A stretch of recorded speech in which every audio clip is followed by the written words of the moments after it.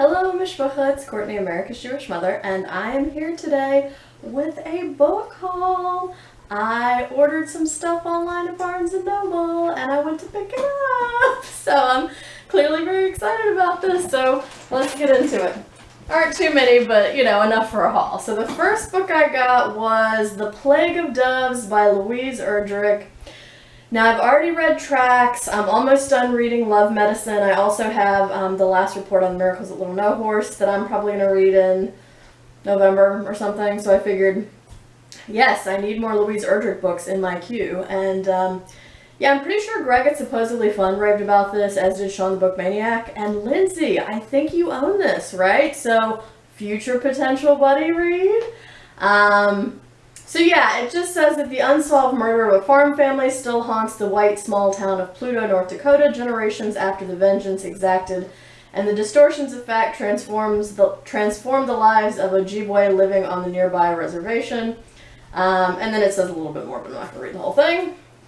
This was published in, let us see, 2008. And the first sentence of this is, "The gun jammed on the last shot, and the baby stood holding the crib rail, eyes wild, bawling." Well, that is exciting. So yes, that's The Plague of Doves by Louise Erdrich. The next book I got is by Kwame Anthony Appiah, and it's called The Lies That Bind, Rethinking Identity. So one of the two times that I've been to the full MLA convention, Anthony Appiah was actually the chair of MLA, or the president of MLA, whatever it's called, at that point, and he gave the presidential, he gave the presidential address, and it was so good. I think this was the 2017 one. It was in Philadelphia, but anyway, it was so good. And then, based on sort of some other things I've seen of his, especially things that I've seen cited in work by pragmatist thinkers or people who are thinking about pragmatism, I feel like he's someone who I should read.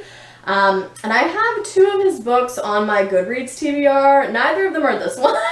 One of them is something about cosmopolitanism, and the other one is The Ethics of Identity. But this was the only one that was available for me to go get immediately and pick up in my local Barnes & Noble. And it's actually a more recent book. I think it was published in 2018. Let's see. Yeah, that's right. So I figured since that was the case, it probably takes into account some of the co-opting of identity politics by white supremacists in recent years, so we shall see.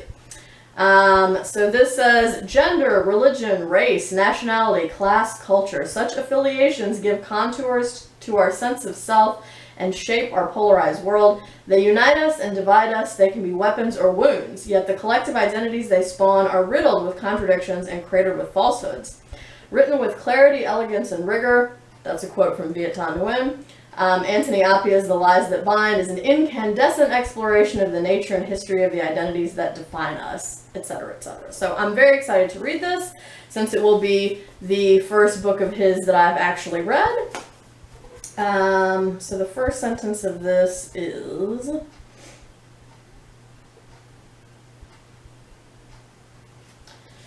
talking identity. Until the middle of the 20th century, no one who was asked about a person's identity would have mentioned race, sex, class, nationality, region, or religion. Well, I'm intrigued already. So that's Rethinking Identity, The Lies That Bind. The next book I got was Excellent Sheep, The Miseducation of the American Elite by William Deresiewicz. I used to read William Deresiowicz's articles in The American Scholar, and I always thought they were so sharp and on point. And this book has been on my radar for a really long time, but I've never actually, taken the plunge and read it, and so I figured now would be as good a time as any. So a professor at Yale, William Deresiewicz, saw something that troubled him deeply. Some of the nation's brightest minds were adrift when it came to thinking critically and creatively and finding a sense of purpose. Excellent Sheep takes a sharp look at the high-pressure conveyor belt that culminates in the skewed applications Deresiewicz saw firsthand as a member of Yale's admissions committee. It is essential, he says, that college be a time for self-discovery when students can establish their own values and measures of success. He features quotes from real students and graduates he has corresponded with over the years, candidly exposing where the system is broken and offering clear solutions on how to fix it. So I'm very excited to read this. This was originally published in 2014, so it's a few years old, but still not super old, so I'm definitely looking forward to getting this one, so that's excellent. Sheep. The next book I bought is a brand new one, or almost brand new, it just came out this year. It's called Begin Again, James Baldwin's America and Its Urgent Lessons for Our Own by Eddie S. Glaude Jr. So I am familiar with Eddie S. Glaude. I own and have read his book Democracy in Black, and he has written in the vein of American pragmatist thinkers before, including James Baldwin. So when I saw this was coming out, it seemed both timely, and of course, I mean, I love Baldwin, I love pragmatism. Clearly, those two things are being combined here, so I had to get this book. I want to say this came out over the summer, maybe? Let's see. Actually, this probably won't tell me, it'll just say 2020. Yeah, it just says 2020, of course. Yeah, it doesn't tell me anything more than that. But yeah, I want to say this might have come out over the summer. So anyway, so this says, we live, according to Eddie S. Glaude, in the after times, when the promise of Black Lives Matter and the attempt to achieve a new America have been challenged by the election of Donald Trump, a racist president whose victory represents yet another failure of America to face the lies it tells itself about race. Amen. We have been here before. For James Baldwin, the aftertimes came in the wake of the Civil Rights Movement, when a similar attempt to compel a national confrontation with truth was answered with the murders of Medgar Evers, Malcolm X, and Martin Luther King Jr. In these years, spanning from the publication of Fire Next Time in 1963, my favorite Baldwin, to No Name in the Street in 1972, Baldwin transformed into a more overtly political writer, a change that came at great professional and personal cost. But from that journey, Baldwin emerged with a sense of renewed purpose about the necessity of pushing forward in the face of disillusionment and despair. In the story of Baldwin's crucible, Glaude suggests we can find hope and guidance through our own aftertimes, this Trumpian era of shattered promises and white retrenchment. Mixing biography, drawn partially from newly uncovered interviews, with history, memoir, and trenched analysis of our current moment, Begin Again is Glaude's endeavor following Baldwin to bear witness to the difficult truth of race in America today. It is at once a searing exploration that lays bare the tangled web of race trauma and memory, and a powerful interrogation of what we must all ask of ourselves in order to call forth a new America. Well, I gotta say, I haven't even looked at the first sentence yet, and I'm like ready to start this today just based on that. So, I mean, I probably won't start it today, but I'm definitely going to prioritize it in my upcoming reads for sure. So, introduction. This is a long introduction. Okay. Chapter 1, The Lie. James Baldwin and Stokely Carmichael first met during the heady days of the movement to desegregate the South. So that is Begin Again, James Baldwin's America and Its Urgent Lessons for Our Own. The penultimate book that I got is also a new book that just came out, I think in January of this year. It's called Were Polarized by Ezra Klein. And I saw somebody who was a new to me booktuber review this, and shoot, I'm unprepared for this haul, so I don't remember what his name is right now. But he basically convinced me to order this book because it had been on my radar, but I wasn't really exactly sure I wanted to take the plunge and get it, but I saw his review of it, and it was very good. It was a good review, and also it made me want to get the book, so so I got the book. But I will link that new to me booktuber down below so you can check out his channel. And also, again, I apologize that I was unprepared for this and can't actually tell you his name off the top of my head.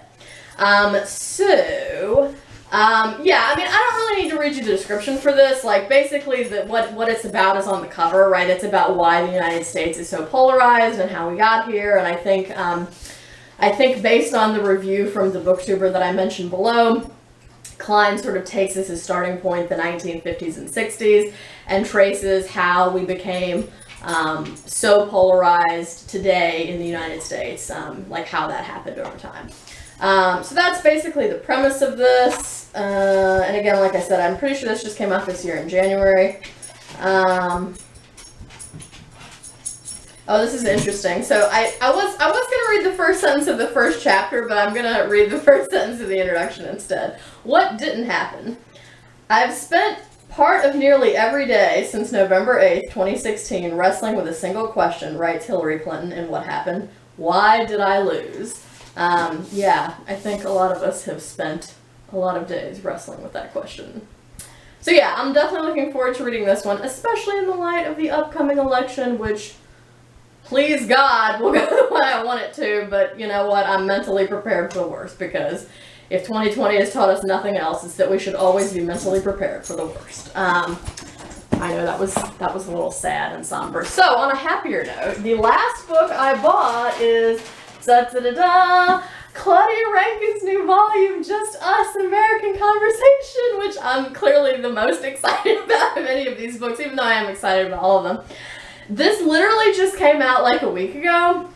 And by the way, I was thinking that this would be about, oh shoot, again, I'm unprepared for this. I meant to bring Citizen in here to hold it up and show it to you by comparison to this. But anyway, Citizen is a much slimmer volume. I mean, it's still lengthy. It's over 100 pages, maybe 150 pages, but it's not this big. I mean, this is a hardcover too, and that's a paperback, but still, this is hefty. It's bigger than I thought it would be, and it's heavy.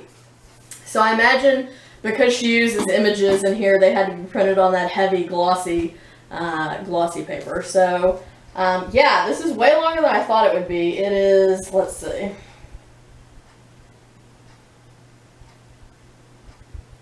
Wow.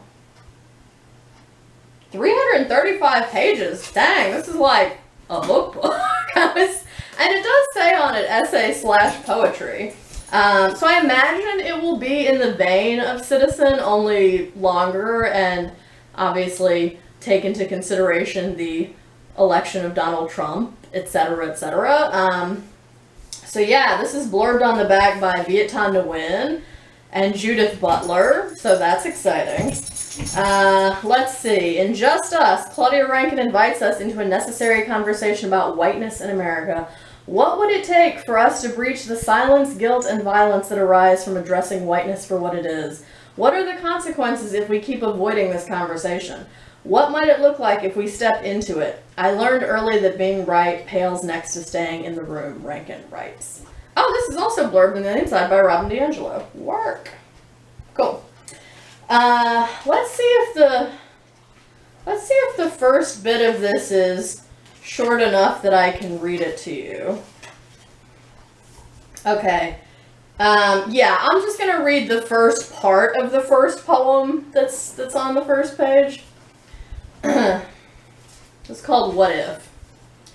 What does it mean to want an age-old call for change, not to change, and yet also to feel bullied by the call to change? How is the call to change named shame, named penance, named chastisement? How does one say, what if, without reproach? The root of chastise is to make pure. The impossibility of that is that what repels, and not the call for change.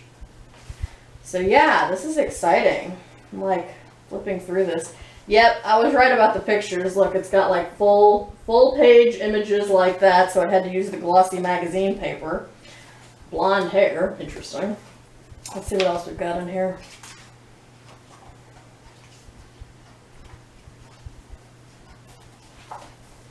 So yeah, definitely has pictures and images throughout. So I'm super excited about this. And yeah, I can also use this to lift weights because it definitely weighs probably at least 3 pounds. So yeah, that's Claudia Rankine's Just Us, which I'm probably going to try to sneak in before the end of September. So yeah, those are the books that I bought at Barnes & Noble, and I'm so excited about. So yeah, let me know if you have thoughts about any of these books, especially if you've read any of them or are interested in reading any of them. I hope you all are staying healthy and well. I hope you're doing good reading whatever you're reading. Thank you for watching, and until next time, would it kill you to call you mother?